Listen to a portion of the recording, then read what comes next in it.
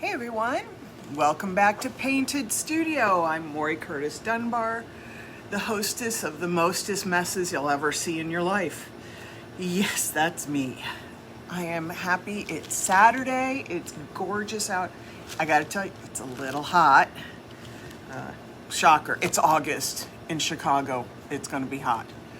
All right, so I am in the process right now of packing up to go out of town for a few days. I'm going to be gone from tomorrow through the 26th, which means I'll be back here in the studio on the 27th. Now, that does not mean you can't order. It means the studio space is closed to the public, but our website is open. It's 24/7 all the time.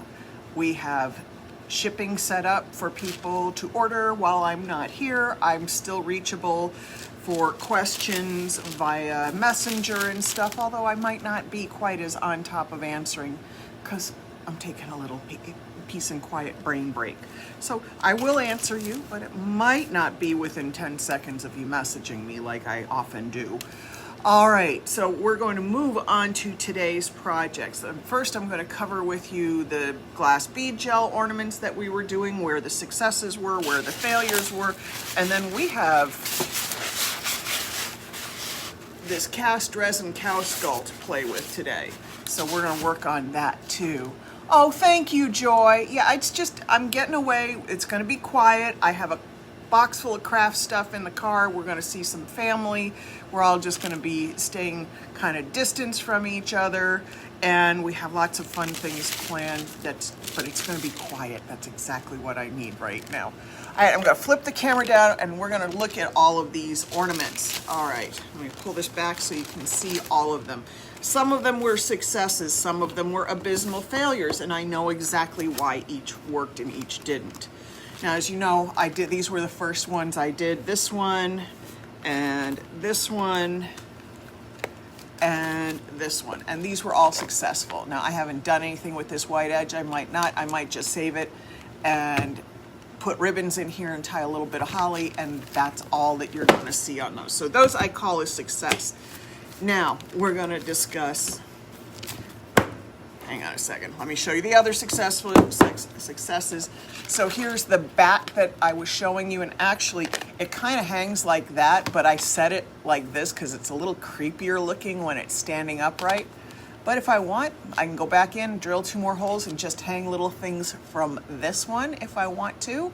I haven't decided which way I'm going with that.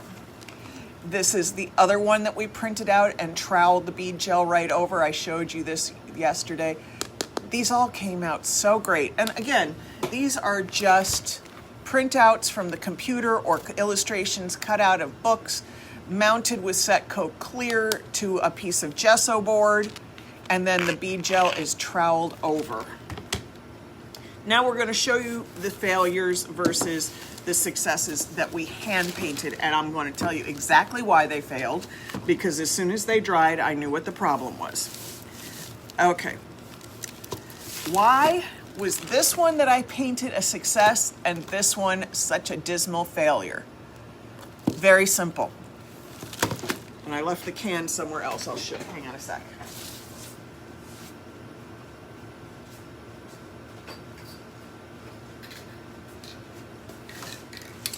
This is the difference. Our crystal clear Krylon. What I didn't do on this one that I did do, or I should say I didn't do on these two, because you see that one dried, dirty, blurry, messy too. So, but these two that you saw me paint dried perfectly, and the bead gel didn't do anything bad. Why? Because once I finished hand painting these, I put a generous coating of this over it. And what that did was seal in the pigments, which didn't happen here. And remember, I mentioned, you even saw me kind of rinse it down. Well, when I re-wetted this acrylic binder that we had the paint pigment in with the bead gel, it caused the pigments to bleed up through it. And so because we put water-based on top of water-based and it just made it a mess. Now, I'm not worried about this. I can turn it over and do this again on this side. This kind of stuff doesn't freak me out. All I'll end up doing is covering this, doing this side, and it'll all be good to go. The other thing that I did, I put too much dark glitter in my glitter. This would have been fine around the edge, but in the middle you can see I had too much dark glitter in there. It was just covering it. So when I did this one, I only put these two, I only put a hint of silver glitter in there, just literally a pinch. And then I added, once I troweled this on, I happen to have this weird confetti glitter. I think I got it at Michael's like 10 years ago. And I just tapped it around the edge, so that added to it. I really, really like how these came out. So at some point today, I will print out these again, mount them on the back here, and I will hand paint them in, and I will show you exactly how I clear coat this.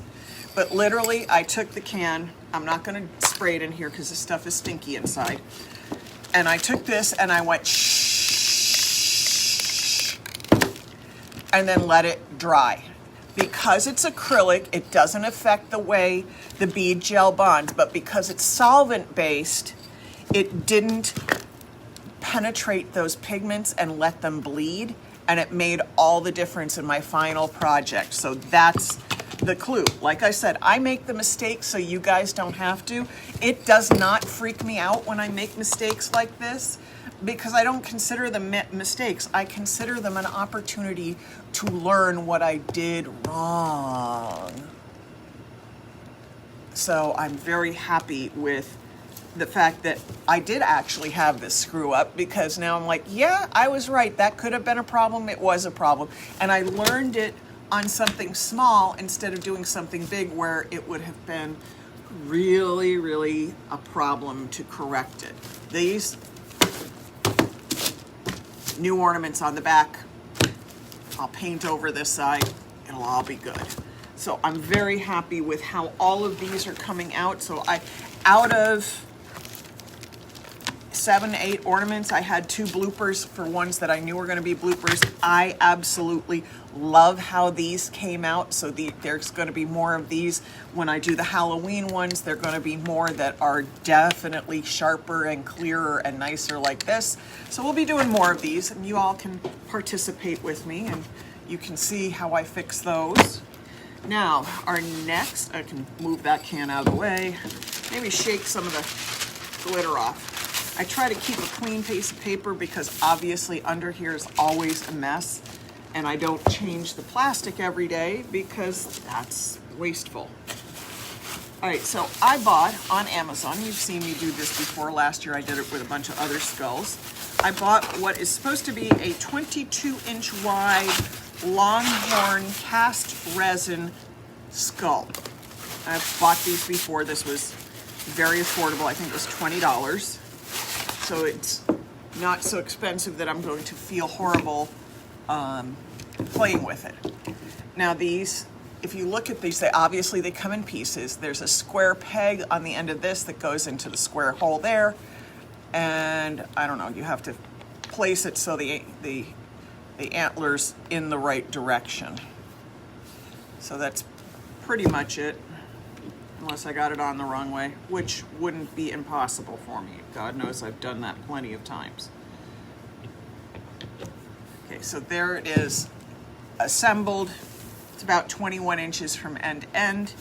It has little stoppers on the back and a hanging hook, so those are easy to work with. Now the nice thing about this being cast resin is it's going to take paints and stuff really, really well. Hang on just a sec. So this is my first go-to do thing. Every time I get something out of a box, I clean it. I usually wipe it down with alcohol. Usually there's manufacturing dust. There might be some grease on there from somebody's hands. You never know. This is denatured alcohol, but rubbing alcohol works. And I just go in here and wipe it down. Oh, Sandy, thank you. You're so sweet.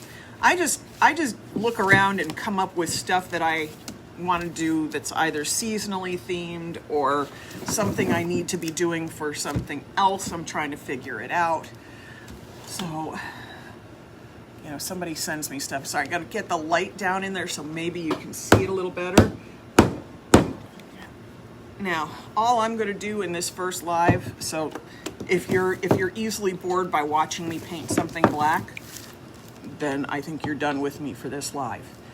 But I'll keep talking, so I'm just painting this with black set coat. Set coat is my go-to paint for almost everything, as a base coat or even as a plain solid color. Set coat has great self-leveling properties. When it was created, it was actually created for finishers to do glazes and other wall finishes on, because at the time that it was created, latex paint was the go-to for interiors, and latex dried with a coarse surface on a microscopic level. Let me give it a pen and I'll explain exactly. There's a pen. Okay, so you all know what a cross section of something is. If we're looking at it on the surface, we're seeing the flat piece of paper. If you look at it in a cross section, you're basically seeing the edge. And that's what I'm about to discuss, is the cross section of a layer of paint. So when you see it, it's laid down flat like that. But if you cut a sliver of it and looked at this edge, most interior house paints are coarse. I jam my camera up so you can see what I'm talking about. I might have to draw this a little lower. Okay, so most interior acrylic house paints dry a little coarse, especially if they're matte. So I need you to listen to this, especially if they're matte. Set coat, when it dries smooth like this, like oil paint. It's the nature, it was created specifically to level out like oil paint, so that when you apply glaze over this surface, or plaster or anything else, it wants to grab in these little microscopic rough spots, and that's why you might have trouble spreading it around. Whereas on top of set coat, where it has this beautiful self-leveling surface, the glaze spreads and shifts across it beautifully. The plasters shift. You don't have it sucking the moisture out so fast that you can't trowel it, that it grabs up. It's great stuff to work with. I have been using and teaching with these products. Well, I've been teaching with them for about 10 years now, a little more, and I've been using the products for close to 20. So I can tell you firsthand. Another great paint product is Perfetto's Bondago. I am not completely familiar with it. I know other people love it, and I know why. It's an excellent product, so definitely, if you're not a faux effects person, but you're looking for something similar to that, if you don't want to buy faux effects, you want to buy something else, Bondago is one I would recommend, and Benjamin Moore's Aura paint. 100% acrylic, great self-leveling qualities, dries super hard.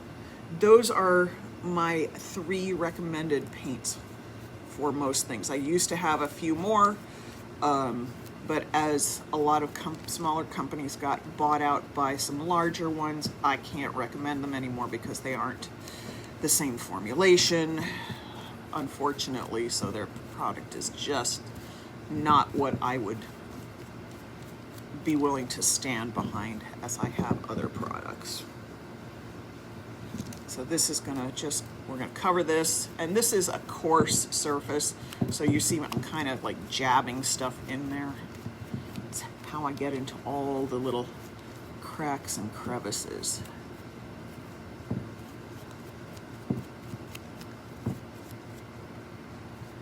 And then I try to come back with my brush and smooth out any place that I might have been super sloppy on. Let's get into and you can see I've got to get into these deep crevices here. So later today, we're gonna work on what I'm doing to this, as opposed to just, painting it black.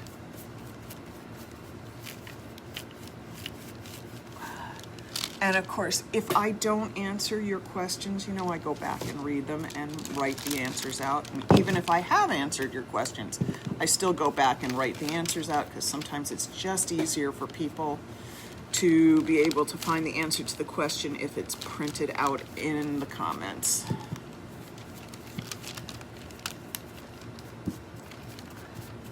And you definitely, you know, when you do stuff like this, you've got to turn this at every angle, work your brush around in it. These are never tidy jobs. And I don't even bother put gloves on for some of these things because I just know no matter what I do, it's going to get messy.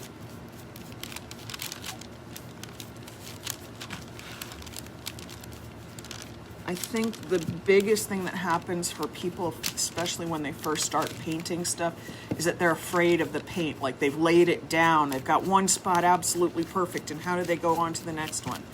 I don't strive for perfection that way. I think it's overrated. Hand painted should have a certain amount of hand painted look, because otherwise it would have been machine made. The other part is, if you're afraid of the paint, then it's always going to be something that ends up defeating you instead of creating something. Paint, it's just paint. Brush it on. If you don't like it, put on another coat. If you don't like that coat, change the color. Sand it off, strip it down. It's just paint. I promise you. The only time paint has been an issue of ending the world is when, I don't know, if the Sistine Chapel burnt down and we had to have somebody try to restore those. That could be the end of the world there on that one, as far as painting goes. But really, I'm painting an acrylic or resin cast cow skull. How big a mess could I make of it other than throwing it on myself? And don't laugh, I actually have taken stuff like this and accidentally flipped it up on myself. And my white shirt would have like very bad prints on it. But at least I'm wearing my apron today, so you can be proud of me for that.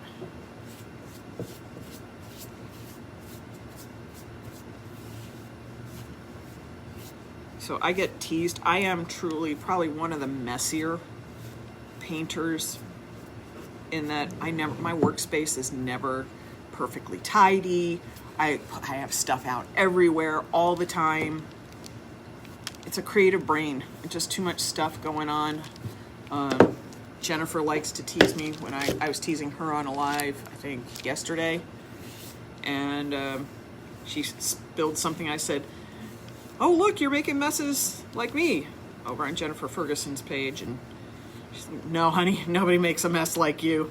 And that's true. I went and spent, I don't know, 3 or 4 days painting in her studio years ago, and she was not feeling well, so I was in the studio by myself. And she walked in one day after I'd been creating, and I must have had every jar open and every surface covered. And I just don't know how she didn't just turn around, walk out, shaking her head, say, I can't handle this one, and leave.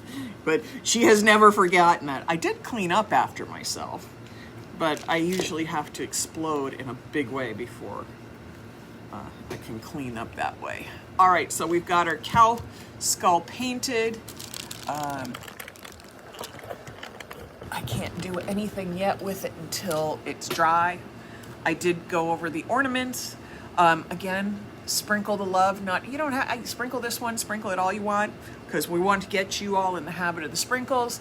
Because why? We're going to do another contest after I come back from vacation. Who knows? Maybe it'll be inspired by my vacation. I haven't decided on the prize yet, so that's why I haven't announced the contest. I'm thinking maybe it might be a little bit inspired by my getaway. I already have some ideas floating around back here. All right, everybody. Have a great one. Maddie, it's great to see you. I appreciate all of you coming and spending your Saturdays with me. Have a good one. I'll be back in a couple hours. I got some other work to do. And maybe I should wash the crud off my hands before I touch another thing, because I'm wearing a white shirt and painting black. My mother would be so proud. Have a great one, everyone. I'll see you later. Bye.